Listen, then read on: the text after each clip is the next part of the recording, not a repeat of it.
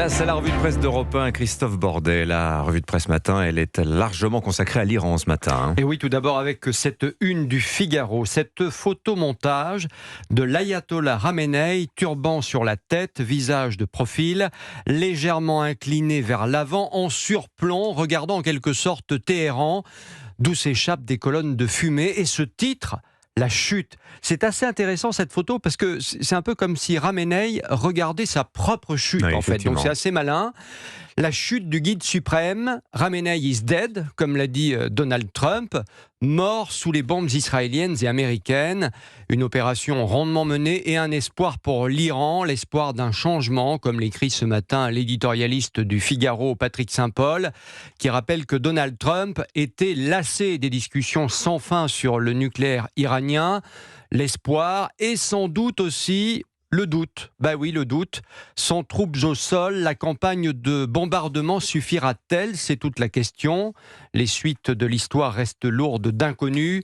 Une partie des 200 000 gardiens de la Révolution peut-elle basculer du côté du peuple et ainsi permettre un véritable changement de régime ?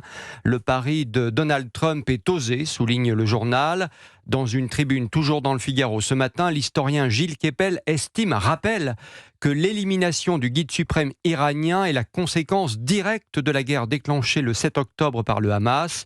Désormais, un nouveau chapitre de l'histoire peut s'ouvrir dans le pays et la région, conclut-il. Et dans le Parisien, aujourd'hui en France, Christophe Bordet, c'est un général français qui analyse la situation en Iran. Oui, ancien membre du commandement de l'OTAN, le général Michel Yakovlev émet des doutes sur la détermination des États-Unis à poursuivre la guerre en Iran au-delà de quelques jours.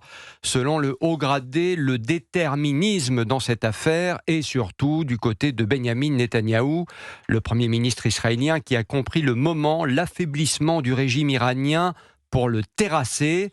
Reste que l'Iran possède pléthore de missiles et de lanceurs qui semblent compliqués à exterminer, avertit le militaire. À propos de l'Iran toujours, Christophe, le journal L'Opinion se pose une bonne question ce matin. Ben oui, y a-t-il un pilote dans l'avion et dans l'avion européen ? La tiédeur épique des Européens, titre L'Opinion, face à la fureur épique de Trump, fureur épique, nom de l'opération en Iran. Le communiqué commun de la France, de l'Allemagne, de la Grande-Bretagne hier soir, un trésor de en même temps digne de qui ? D'Emmanuel Macron, bien sûr. C'est ce qu'écrit Olivier Bakuza. Les trois pays condamnent les attaques tout en disant que le peuple iranien doit pouvoir décider de son avenir. Une diplomatie brouillonne, difficilement lisible. L'embarras des Européens semble total. Un Conseil européen de défense doit se réunir aujourd'hui. Mais comme l'a dit Ursula von der Leyen, rien ne presse, ou quand l'Europe et la France semblent passer à côté de l'histoire. On change de sujet avec l'intelligence artificielle qui vient bousculer votre téléviseur. Oui, tiens, est-ce qu'il vous arrive, mon cher Dimitri Pavlenko, de converser avec votre téléviseur ? Non, pas tout à fait. Enfin, je commente le film, oui, ça m'arrive. Mais parler à la télé, non. Moi, en tout cas, je n'hésite pas à demander à mon téléviseur de me programmer telle ou telle série, par exemple. Bon, vous avez un téléviseur moderne. J'appuie télécommande, il y a une commande micro, j'appuie sur le micro, je parle et hop, j'ai ma série. Ça, c'est l'homme de radio. Ça, c'est formidable. Voilà, il faut quand même le dire. Mais on va aller encore plus loin. Dans le Parisien, aujourd'hui en France, on apprend que les téléviseurs nouvelle génération arrivent d'ici la fin du mois dans les rayons. On va pouvoir leur demander quelle est la source de l'information diffusée, par exemple, sur Europe 1 TV, on n'a pas intérêt à se rater, moi je vous le dis. Quel est le nom de l'actrice qui joue dans telle ou telle série ?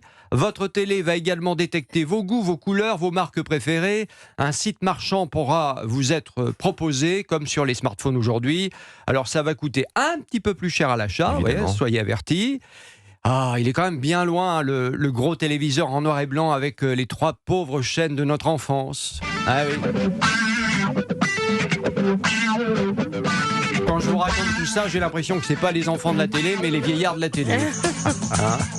Et non, c'est les enfants d'Europe 1, Christophe On avait Bordet. 3 bonnes chaînes, là. Nous, on se levait pour changer de chaîne on avait à l'époque. FR3, on avait Antenne 2, on était bien. Faut vivre avec son temps, Christophe Bordet. Oui, on est en 2026, Christophe. L'IA dans la télé. Tiens, écoute.